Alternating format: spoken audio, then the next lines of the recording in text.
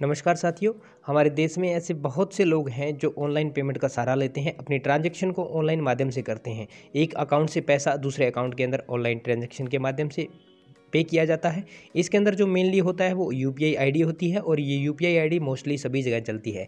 जैसे आपका फ़ोन पे है, जैसे आपका गूगल पे है और अमेज़न पे है। और आजकल के ज़माने में जो चल रहा है वो लेटेस्ट में व्हाट्सअप ने अपना पे लॉन्च किया है, तो आप इसके माध्यम से अपनी पे करते हैं। क्या आप जानते हैं कि जो ऑनलाइन पेमेंट होता है उसमें आपके साथ स्कैम हो सकता है, और ऐसे बहुत से लोगों के साथ स्कैम हुआ है। एक छोटी सी कहानी बताऊंगा और उसके माध्यम से आप उम्मीद करूंगा कि आप समझ पाएंगे। मान लीजिए आप कोई ये सामान है उसको बेचना चाहते हैं, ठीक है, और ये आपका सामान है, आप बेचना चाहते हैं, और कोई दूसरा आदमी है जो इस सामान को खरीदना चाहता है। तो वो आदमी आपके साथ कांटेक्ट करता है। ए पर्सन है, इसके साथ कोई सामान है। बी पर्सन है जो कि खरीदना चाहता है। हम बी को बायर कर लेते हैं, ए को सेलर कर देते हैं। मैं ए की जगह एस लगा देता हूँ, ये सेल करने वाला है। तो ये सेलर और ये बायर दोनों का ऑनलाइन कांटेक्ट होता है किसी ना किसी माध्यम से, जैसे फेसबुक है या फिर आपका इंस्टाग्राम है, और उसको बोलता है कि मैं आपका सामान लेने में इंटरेस्टेड हूँ। थोड़ी देर इनके साथ आपस में बातचीत होती है, फिर ये अपना कॉन्टैक्ट नंबर इसको शेयर कर देता है। कॉन्टैक्ट नंबर शेयर करने के बाद ये कहता है कि आप मुझे कॉल कर लीजिए, मैं आपसे बात करना चाहता हूँ। इस बीच दोनों के साथ बात होती है और ये बायर कहता है सेलर से कि मैं आपका सामान ले जाऊंगा, लेकिन मैं अभी मेरे पास समय नहीं है, तो मैं आपको पेमेंट कर देता हूं, और जैसे ही मेरे को समय लगेगा मैं आपका सामान घर से उठा करके ले जाऊंगा, आपके घर आऊँगा और सामान ले करके चला जाऊँगा। अब ये बायर क्या करता है, उसको ऑनलाइन पेमेंट करने के लिए एक QR कोड स्कैन करने के लिए बोलता है। यहाँ पर हमारा बायर है, यहाँ पर हमारा सेलर है।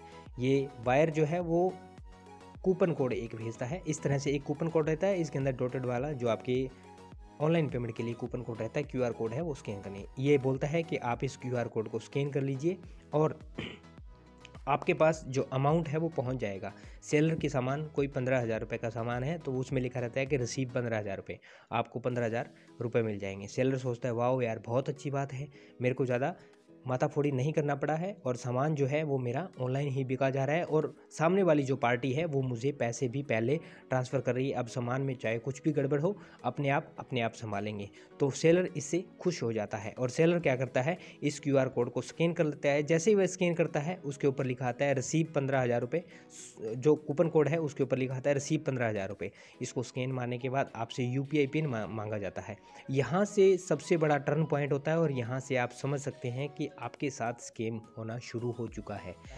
UPI पिन आपसे तभी मांगा जाता है जब आप किसी के खाते के अंदर पेमेंट ट्रांसफ़र कर रहे हों, यानी कि आपके खाते से पेमेंट डिडक्शन होके दूसरे बंदे के खाते के अंदर पेमेंट जाएगा, तभी आपसे UPI पिन मांगा जाता है। अदरवाइज़ आपसे UPI पिन नहीं मांगा जाता।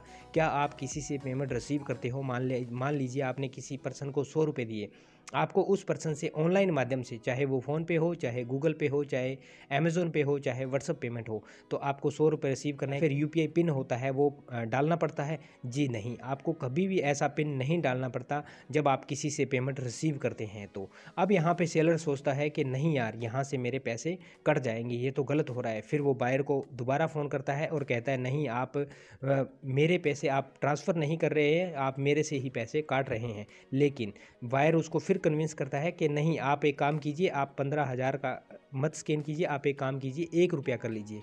अब सेलर ये सोचता है कि अगर मुझे ज़्यादा से ज़्यादा नुकसान हुआ तो 1 रुपया का होगा, और 1 रुपये के नुकसान को कोई ज़्यादा बड़ा नुकसान नहीं समझा जाता है। इस तरह से बायर उसके बाद QR कोड फिर से भेजता है जिसके ऊपर लिखा रहता है रिसीव 1 रुपया। तो अब ये क्या करता है, इसको स्कैन करता है और इसके पास भेज देता है। जैसे ही सेलर इसको स्कैन मारता है तो यहाँ से सेलर के अकाउंट से 1 रुपया डिडक्ट होके बायर के अकाउंट के अंदर चला जाता है। लेकिन उसके तुरंत बाद ही, कुछ ही सेकंड के अंदर, बायर की ओर से आपके अकाउंट में एक मैसेज आता है जहाँ पे आपको लिखा जाता है कि क्रेडिटेड आपके अकाउंट के अंदर 1 रुपया, फिर अगेन क्रेडिटेड आपके अकाउंट के अंदर 2 रुपया। बायर से सेलर के अकाउंट के अंदर लगातार 2 ट्रांजैक्शन हो जाती है 1-1 रुपया की। अब सेलर ये सोचता है कि मैंने 1 रुपया दिया था और मेरे पास 2 रुपया आ गया, यानी कि जो बायर है वो गलत नहीं है, वो सही है। फिर ये उसके ऊपर भरोसा अपना बिल्डअप करवा लेता है बायर सेलर से। उसके बाद ये 15,000 का जो आपका सामान है उसके लिए फिर से कोड भेजता है। अब ये जब कोड भेजता है, ये इसको स्कैन मारता है, तो यहाँ से आपके 15,000 रुपये का डिडक्शन हो जाता है सेलर के अकाउंट से।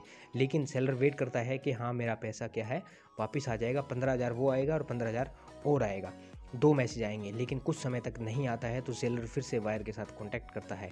बायर क्या बोलता है कि नहीं, आपने कुछ गलती किया होगा। मैंने आपको पहले ही बोला, ये ऑनलाइन जो स्कीम है आपके साथ 1 नहीं, 2 नहीं, 3 नहीं, 4-4 बार तक हो सकते हैं, 5-5 बार तक हो सकते हैं।